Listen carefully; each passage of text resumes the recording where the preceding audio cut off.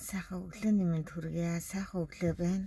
Өчигдөр би нэг уулзалтанд суусан чинь хүмүүс нөгөө нэг багада дээрлхүүлдэг эсвэл айгу хүнд хэцүү нөгөө дутуу хугацаа амьдрал туйлсан болохоор ангийнхаа уулзалтанд очихтай айгу тухгүй байдаг тухай ярьжсэн. Тэгээд миний хувьд болохоор эсрэгээрээ байсан. Хүүхд байхдаа их аз жаргалгүй өнгөрүүлж исэн болохоор ангийнхаа уулзалтанд очимооргүй байдаг. Тийм шарах зүрх сэтгэлийн шархнууд маань сэдрээд идэг гэж ярьжсэн.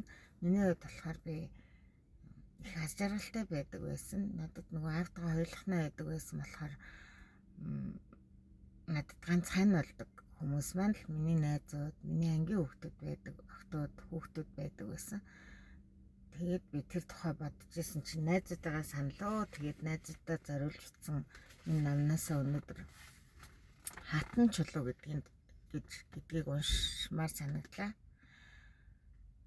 Ангийнхаа хүүхдүүдийг чулуугаар нэрлээд тэгээ бүгдээрэнд нь зориулаад ангийнхандаа зориулж ном бичснийг бодоход би хөрлөлийнхаа хайрын дунд хүн болсон байна гэж өчигдрийн тэр уулзалтан дээр бодож л суулаа. Тэгээд хүмүүсийн амьдрал янз бүр байдаг, өөр байдаг болохоор тий. За энэ хатан чулуу би бээр ангийнхантайгаа нийтж халуумсаг дотн нэгэн юм шиг байгаа. Гэхдээ олон дундаас 10 жил огт салалгүй хэлхэлцсэн, үерхэж нөхрөлсөн, найзалсан өндөр нам хоёр охиныг ойр тойрныхаа андахгүй.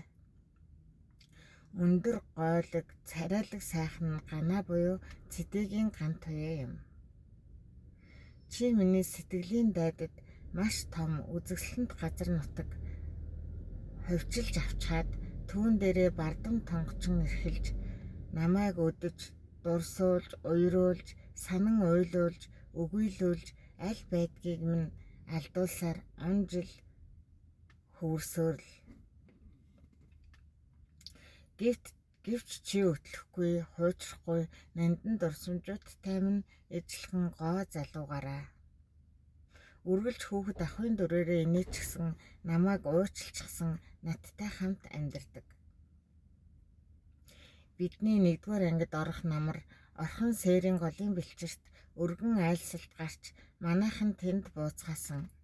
Тэгэхэд үсэг заасан багш дээ сэрээжөв танаа ах даваажийн сэрээжөв танаа ах бадамдарч багш хоёр эд залуухан төгсөж ирж байвдаа гэдэл надад олон давхар байшин шиг хураалгаастай дурсамж уйлан би хаанаас нь эхлэхээ мэдэхгүй. 1-р ангийн хаврын амралтаар би анх удаа жинхэнэ хөдөө танад очиж гэрээсээ холдож үзэж билээ. Хоёулаа гэрээ цэмцээтэл цэвэрлжгээд хажуу айлын эд хонь төлөлсөн олон хөвгүүтэй бүлтэн доржгоонд гүн орж муу дүн тавьчихад өссөрч унтлаа инээлдэн явсан гижигтэй бяцхан наснаас эхлэв. Урт гизэгтэй алаг нүдтэй өндөр охинтой өдөржин дээс гал ус ярдаж хатуугийн хатуу хашаанаас гаргахгүй шүү зэргээр хилэлцэн хоёр гэрийн хооронд дэгдэж өнгөрүүлсэн ангараа цагаас эхлэв. Хүний ганц охид тул бие биенийдээ ээлжлэн хонно. Манай ааваас зөвшөөрөл авах гэж бүү юм болдог. Халуун сав татаж хаглаад айдаг. Аавыг цаашлуулад байгааг нь мэдсээр байж имээдэг танх үеэс эхлэв. Заримдаа муудалцсан ч дорой эвлэрнэ. Чи их шартай тоглож байгаад хожигдохороо уурлаад шатар даам хөзрөө тараагаад шидчих тэгсэн. Усанд орох гээд явахдаа тортой юмаа барихаас ичиж бие вэрөөгөө чулууддаг зөрүүд наснаас эхлэв. Боорцог чанахтаа буудуулах чинь би орон доогуур гүүгээд орчиход Эрдэнэсийн ханд ихж орж ирж салгаагүй бол бид хоёр гэрээ шатаах байсан баг шүү.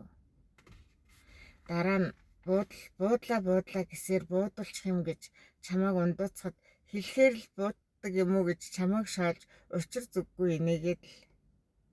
Чамааг дагаж инээхэд шатаж өгөх гэж байж инээж л байдаг хэмээн Эрдэнэсийн ханд ихчийг зэмлэхэд бүр их инээлтсэн гинэн наснаас эхлэв. Чи гоё бичгтэй, миний тис жадан хүлээдэг, надад урам хайр тээсээр нисж ирдэг чиний захидлуудаас эхлэх үү? Хонгорхон багын хагцшгүй анд минь дээ. Хоёулаа 10 дугаар анги төгслөө эрэгтэй хүүхдэд дотн уйрахгүй шүү гэж том амлцгаасан додгор хэвлүүхэн үеэсээ эхлэх үү? 6 дугаар ангид л байсан баг тий. Хоёулаа 10 дугаар анги төгслөө цэргээс ирсэн ахтай даалуу тоглосон гэхэр чинь би одон даваагаан бэр гэж шоолж чамааг ичийн өөрөө бахан хамтал баясан наргантай наснаас эхлэх үү? Тэр үнтэйгээ суусан байдгийг.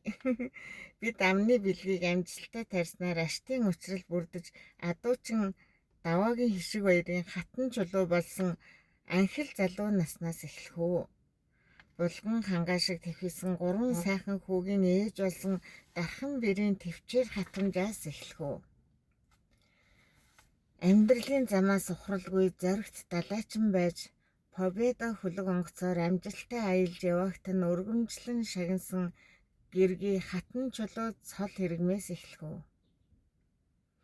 Бичээд байвал дуусахгүй адлын удалтай дурсамжууд миний дотроос хатгаад намайг барьц алдуулаад байна. Чиний тухай бодох бүрт сэтгэл догдлон нэлхраад хачин их хайр миний дотроос цоригдгийн учрыг би олдгүй юм аа.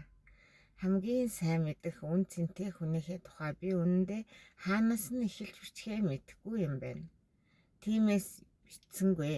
Зөвхөн эхлэх цэг тавьсан минь энэ. 2011 оны 1 сарын 18 чиний төрсөн өдөр гэжээ. Баярлалаа найзаа.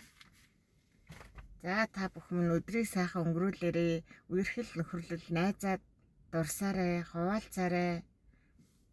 Нөхөрлөл үн цэнтэй. Баярлалаа.